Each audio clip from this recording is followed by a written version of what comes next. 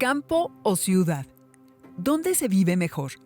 ¿Quién sabe vivir mejor? ¿La gente del campo o la de la ciudad? ¿Por qué los seres humanos comenzamos a vivir en grandes ciudades? ¿Cuál fue su atracción o su encanto? ¿Qué ofrecen las ciudades? ¿Qué ofrece el campo? ¿Qué se necesitó para construir las ciudades? ¿Las ciudades de hoy se parecen a las ciudades del medioevo? ¿Las ciudades son asentamientos más civilizados? ¿Qué es eso de civilizado? Estas son algunas preguntas que trataremos de responder en nuestro programa de hoy. En algún momento hemos escuchado las palabras rural y urbano como referencia al campo y a la ciudad. Pero, ¿cuál es la diferencia entre estos dos espacios? ¿La cantidad de gente que vive allí? ¿Las actividades económicas que hay en una y otra? ¿En una hay granjas y en la otra fábricas? ¿Son dos estilos de vida radicalmente distintos? La historia del campo y la ciudad, de lo rural y lo urbano, nos ayuda a comprender una parte de las conductas, sobre todo de las ambiciones de los seres humanos. Seguramente en algún momento hemos escuchado que las ciudades, las grandes ciudades, representan la modernidad y que son el centro de la civilización. Pues sí, la relación entre ciudad y civilización se encuentra en el origen mismo de estas palabras. Civilización viene del latín civilis. La palabra está relacionada con civis, que significa ciudadano, y civitas, ciudad. De acuerdo con esta raíz, podría decirse que lo civilizado es lo propio de la ciudad. Pero, ¿es cierto? Más allá de este ping-pong etimológico, ¿qué significa ser civilizado? La palabra francesa civilisé se puede traducir como civilidad y se refiere a poseer y mostrar educación, buenos modales. En el siglo XVI, en tiempos de la Reforma Protestante en Europa, Erasmo de Róterdam, un destacado religioso humanista neerlandés, dedicó su obra titulada De la urbanidad en las maneras de los niños, precisamente al tema de la urbanidad, la educación y los buenos modales. En esta obra, Erasmo de Róterdam indica cómo debe comportarse un niño aristócrata cuando se encuentra en compañía de los adultos, a fin de que, conforme crezca, se convierta en un caballero noble. Erasmo decía, por ejemplo, si estando otros presentes sobreviene un estornudo, es urbano volver de lado el cuerpo. Después, cuando el ímpetu haya remitido, signarse la cara con la señal de la cruz y luego, quitándose el gorro, devuelto el salud a los que lo hayan pronunciado, pedir perdón o dar las gracias. También decía que las narices debían estar libres de mucosidades, que limpiarse los mocos con el gorro o la ropa era pueblerino. Tampoco era civilizado hacerlo con la mano. Usar pañuelo era lo decente. Los niños no debían limpiarse la comida acumulada alrededor de su boca con el mantel. Debían usar servilleta. Según este religioso, los hábitos sucios reflejaban el interior de la persona. Había que convertir a los jóvenes en hombres que supieran controlar sus pasiones, sus impulsos, sus instintos animales, y justo esto se entendía como civilizado. Los buenos modales servían para alcanzar la piedad y la urbanidad. Civilización se ha entendido como algo opuesto a lo bárbaro, a lo salvaje, a lo cercano a la animalidad que necesita ser domesticado. Durante la mayor parte de nuestra existencia, los seres humanos hemos vivido en pequeños grupos dispersos por el planeta. Las ciudades son formaciones muy recientes, de hace algunos milenios, o incluso menos, pues, aunque desde la antigüedad ha habido grandes ciudades, como Atenas o Roma, no se comparan con las grandes concentraciones poblacionales de la modernidad, resultado primero del comercio y posteriormente de la industrialización. Esto nos da una pista. Una ciudad no es simplemente un lugar con muchos habitantes. De otra forma, ¿dónde marcaríamos el corte? ¿En los cientos de miles? ¿En el millón? ¿Con un habitante de menos, sería campo? ¿Ya no ciudad? No tendría sentido. Si bien es un hecho que las ciudades cuentan con grandes poblaciones, no solo se distinguen por ello.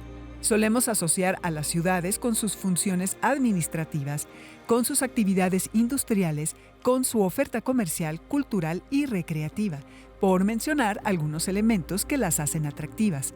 Pero esto varía de ciudad a ciudad. Las ciudades han sido siempre variadas, diversas, han atraído a toda clase de personas en grandes y en pequeñas cantidades. Parafraseando al sociólogo estadounidense Louis Wirth, la ciudad ha sido un crisol de razas, gente y culturas. Ha sido la base más favorable para las mezclas biológicas y culturales. Además, en la ciudad, las diferencias individuales se aplauden. Unos individuos son útiles a otros. Se abren muchas posibilidades de actuar y muchas oportunidades de trabajar. ¿Qué es ser civilizado? Ser civilizado es una persona o un grupo humano que ha tenido ciertos principios de educación, ¿verdad? No importa dónde viva, puede ser en el medio rural, en una ciudad, pero que tiene un conocimiento de la realidad, ¿verdad? Y sabe manejarla. ¿Existe alguna relación entre la ciudad y la civilización? Claro, porque la ciudad, que es un conjunto de enorme de ciudadanos y de acciones, te permite una experiencia y un conocimiento que vas asimilando y que te va haciendo que tú vayas conociendo lo que yo decía hace un momento, un conocimiento real de la realidad a donde vives. Eso es ser un hombre civilizado, estar en su tiempo, en su momento, en su circunstancia. La ciudad de Salamanca, ubicada al norte de España, es un buen ejemplo del florecimiento de las ciudades en la Baja Edad Media. Esta ciudad recibió a Cristóbal Colón cuando apenas planeaba su viaje a las Indias. El claustro de su universidad, la Universidad de Salamanca, se reunió para evaluar su propuesta. Esta universidad también vio florecer la Escuela de Salamanca, donde perteneció Bartolomé de las Casas y, por su peso en las decisiones monárquicas, pudo defender los derechos humanos de los pueblos nativos de América. En este recorrido virtual por la ciudad de Salamanca, si observamos bien, el espacio urbano está impregnado de religiosidad. Sus principales edificios están destinados a albergar y reunir al clero secular y regular, es decir, a sacerdotes, frailes y monjas, en colegios, monasterios, conventos, iglesias, catedral y, por supuesto, en su universidad. Poco a poco, esta ciudad se convirtió en un espacio ocupado por la nobleza privilegiada, tanto eclesiástica como civil, como sucedió también en otras ciudades europeas. En el siglo XVII, los descendientes de esta nobleza comenzaron a limitar la admisión a la Universidad de Salamanca solo a aquellos de su mismo estrato social. Guerras, conflictos políticos y muchos otros sucesos ocurridos en los siguientes siglos afectaron a esta institución y su decaimiento se vivió hasta el siglo XX. La caída del Imperio Romano había transformado radicalmente a Europa. Los centros urbanos habían pasado al olvido, y al iniciarse la época medieval, el panorama era fundamentalmente rural, con una población escasa y además pobre, debido a los frecuentes robos, saqueos y ataques. Regían el terror justificado y el «sálvese quien pueda», pues durante mucho tiempo las comunidades vivieron alejadas, aisladas unas de otras. Los grupos privilegiados, los señores feudales, vivían en castillos construidos en lugares estratégicos y con cierta defensa militar. Estos castillos, así como algunos monasterios fortificados, eran conocidos originalmente como burgos, y poco a poco la gente común, en un intento de conseguir protección, escogió asentarse alrededor de algunos de ellos. Los burgos se convirtieron en el centro de pequeños pueblos, y la palabra burgo comenzó a usarse para referirse a la población entera. Esta disposición citadina puede distinguirse todavía en ciudades como Edimburgo, Hamburgo, Estrasburgo. Entre los siglos XI y XIII, Europa vivió un periodo de crecimiento económico. Los ricos comerciantes también buscaron la protección de los burgos y se convirtieron en uno de sus más importantes habitantes. Por ello se distinguieron con el nombre de burgueses, los habitantes del burgo. Mientras que ciudades de la antigüedad, como Roma, sobrevivían principalmente como centros de autoridad religiosa. El fenómeno urbano medieval de los burgos resultó ser el origen de nuevas ciudades en cuyo interior se instalaron los poderes religioso y político, los comerciantes, los técnicos y los artesanos, y a su alrededor los migrantes que esperaban acceder a su interior. ¿Una disposición en círculos? Sí. En algunas ciudades sí. En el centro los ricos y afuera los pobres y los más pobres. En cierta forma, la ciudad rompió con el régimen feudal que no había permitido a los campesinos y a los siervos del Señor salir del feudo en el cual habían nacido. La ciudad se presentaba como alternativa, como una nueva forma de vivir. ¿De saber vivir? Eso sentían los burgueses. La solidaridad citadina fue particularmente evidente en los gremios, asociaciones de mercaderes, artesanos y otros trabajadores de la misma profesión, que por ese motivo se unían para conseguir, entre todos, beneficios exclusivos para el grupo. Como dice el historiador Julio Broll, la ciudad era un mundo donde se percibían o se imaginaban nuevas posibilidades de éxito económico y social, un mundo donde las instituciones se creaban premiando la iniciativa, la audacia y el riesgo. Esta ofrecía, por sobre todo, una atmósfera de oportunidades a quien quisiera o supiera actuar en ella. Rodeado por un mundo hostil, el hombre de la ciudad percibió la necesidad de la unión y de la cooperación, la conciencia y el orgullo por lo que se estaba creando. Si vemos un mapa de casi cualquier ciudad medieval europea, probablemente nos parezca desorganizada, muy distinta a cualquier ciudad de hoy en día con cuadros trazados o más o menos trazados. En las calles medievales que serpentean y parecen desordenadas, existe un cierto orden. Algunas calles servían al tránsito simplemente para llegar de un lugar a otro, o todas salían y llegaban a la iglesia mayor. Algunas calles eran en sí mismas centros comerciales, llenos de artesanos y de sus respectivos gremios. La calle de los zapateros, la calle de los curtidores, la calle de los tejedores. Otras funcionaban como puntos de encuentro y descanso, una especie de continuación de las plazas públicas. Los citadinos medievales tenían una relación completamente diferente a la nuestra con el espacio público. Infinidad de actividades se realizaban al aire libre. Su residencia era la ciudad entera. Las ciudades no pueden vivir sin los campos. Para mantener a las poblaciones urbanas, fue indispensable garantizar una producción agrícola que no solo fuera suficiente para alimentar a las personas de la ciudad, sino que proporcionara siempre un excedente, un extra, que permitiera el intercambio. Durante siglos, a menudo, se habían atravesado momentos de escasez. Los avances en la tecnología agrícola permitirían el progreso de las comunidades y sociedades de la Edad Media. Muchos inventos y nuevos métodos llegaron del Medio Oriente, donde ocurrió lo que se conoce como Revolución Agrícola del Islam medieval. A través de Al-Andalus, nombre de la península ibérica de los siglos del 8 al 15, los árabes introdujeron y popularizaron una gran variedad de cultivos que requerían técnicas agrícolas específicas, como la rotación de cultivos, el manejo de plagas y la fertilización de cultivos por medios naturales. Algunos de estos métodos tenían su origen en la antigua Roma, y los árabes habían evitado que cayeran en el olvido tras la caída del imperio. Los cambios tecnológicos permitieron a los europeos aumentar los rendimientos, es decir, la cantidad de productos que un agricultor podía obtener. Máquinas como la noria, la presa hidráulica, el molino hidráulico y el molino de viento permitieron a los europeos cultivar más tierra y producir más alimento que nunca. No podríamos afirmar que la vida en las ciudades fuera perfecta o maravillosa. El hecho de que mucha gente compartiera un mismo espacio daba lugar a problemas como falta de agua potable, suciedad, malos olores, ruido, inundaciones, problemas con los cuales muchas ciudades siguen lidiando hasta ahora.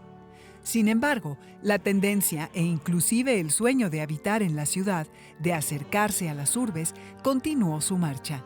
Algunos ciudadanos, los habitantes de la ciudad, buscaron embellecer su urbe. En el caso de los habitantes de la ciudad de Siena, en Italia, quienes en tiempos medievales se pusieron de acuerdo para que todas las ventanas de las casas que rodeaban a la piazza del campo tuvieran columnas. Otro caso es Florencia, también en Italia, donde en esa misma época se organizó una votación para elegir el tipo de columnas de su hoy emblemática catedral. Estas decisiones fueron el resultado de interés general, del interés ciudadano por crear un entorno bello, presente hasta en los detalles. ¿Por qué o para qué contar con una ciudad limpia, ordenada y bella? En las ciudades nació la idea de que eran espacios de libertad y anonimato para cada individuo. Caminar, sentarse en la banca de un parque lleno de árboles, respirar el aire sin oler a estiércol y otras muchas cosas convertían la vida diaria en algo placentero. Como hemos mencionado antes, la ciudad no era un simple lugar de residencia, era un lugar de convivencia. Las calles y las plazas eran el escenario de ceremonias religiosas, cívicas y de otros tipos de fiestas, torneos, juegos y celebraciones. Además, en ellas se podía conversar con desconocidos, tal vez con extranjeros o gente de otras regiones, con personas de otros barrios también. Es decir, se podía socializar y crear comunidad, construir una identidad a raíz de pertenecer a uno u otro barrio.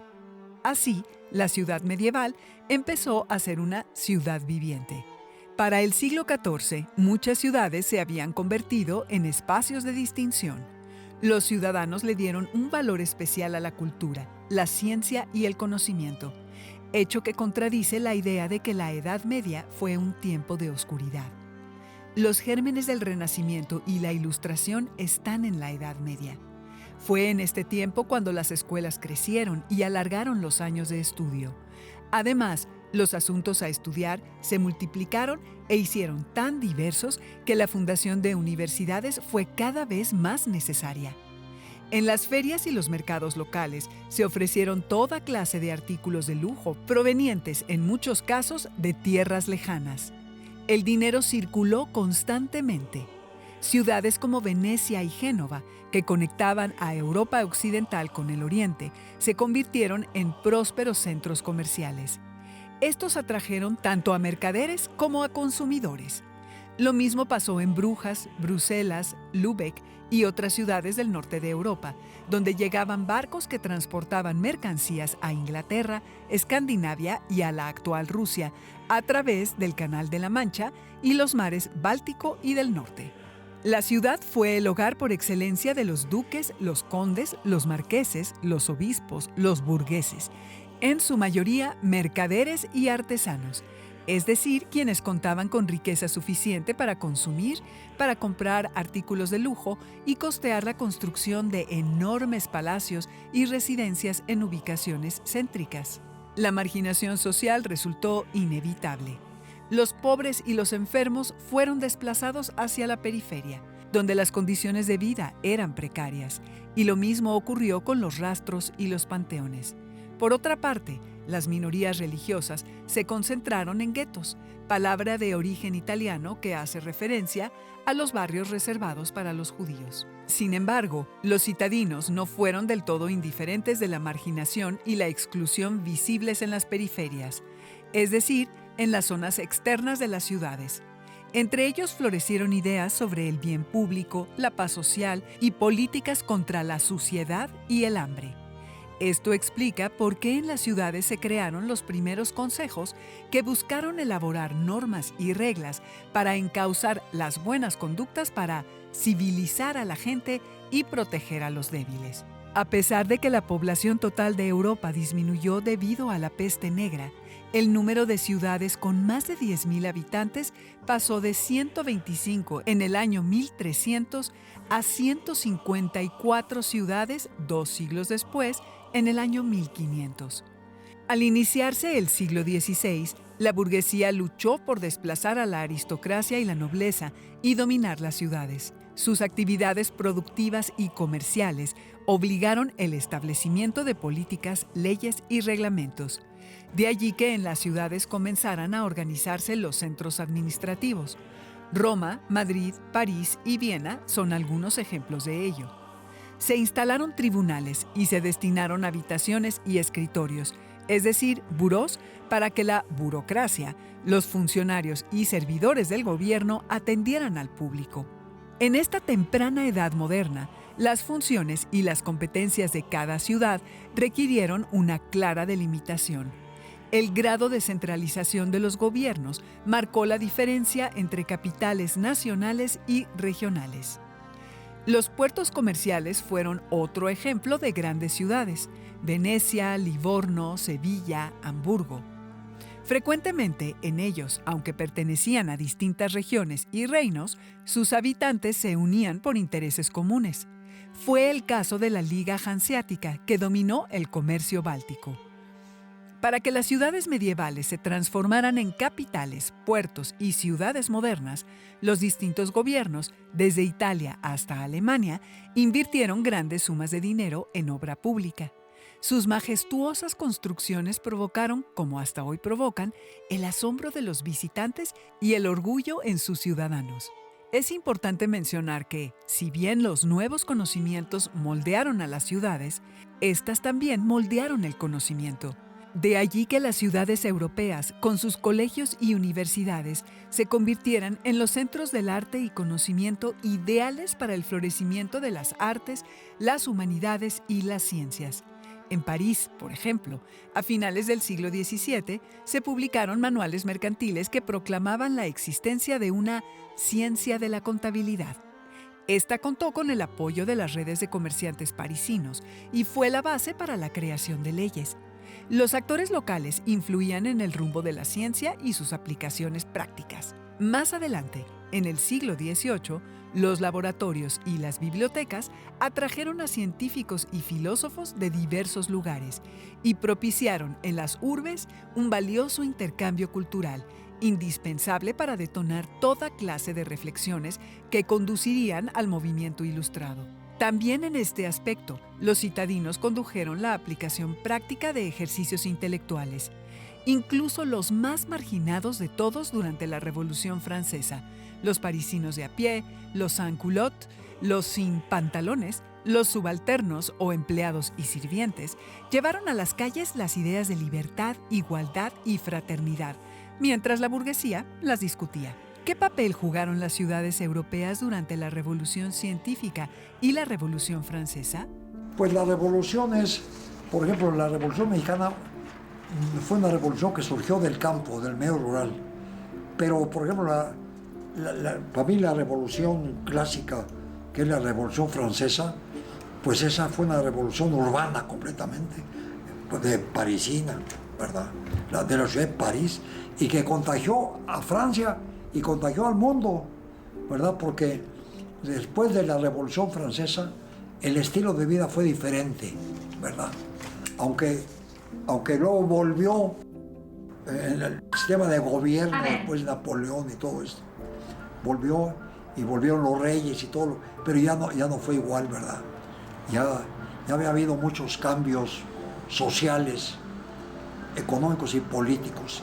Y se le debe mucho a la Revolución Francesa. Pues todavía habla de la igualdad, de la fraternidad, de los principios universales, ¿verdad? Hoy en día, ¿las ciudades son para todos? ¿Quiénes sí pueden llevar una buena vida en las ciudades y por qué? ¿De dónde proceden los recursos necesarios para sostener a una ciudad? Frente a la realidad del cambio climático, ¿las ciudades tendrían que cambiar su forma y modificar su ritmo? ¿Imaginarse de nuevo por completo? Estas son algunas preguntas que nos gustaría responder después de haber visto este programa, con el cual hemos tratado de proporcionar ideas e información para eso. No olviden compartirnos sus opiniones en nuestras redes sociales. Nos importa mucho saber lo que piensan.